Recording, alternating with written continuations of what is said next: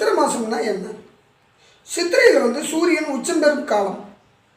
இந்த காலகட்டத்தில் குழந்தை பிறக்கிறது நல்லதா கெட்டதான்னு எல்லாம் ஒரு கேள்வி என்கிட்ட வந்துக்கிட்டு இருக்குது. அதனுடைய பலாபலன்னு தெரிஞ்சுக்கணும்.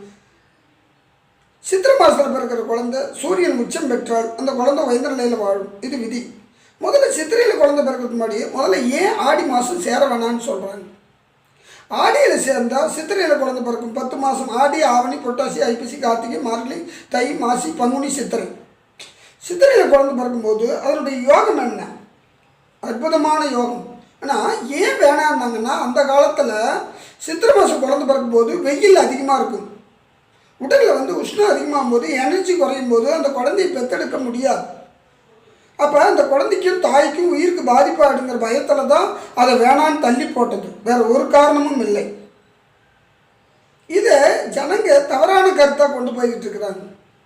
சித்திரை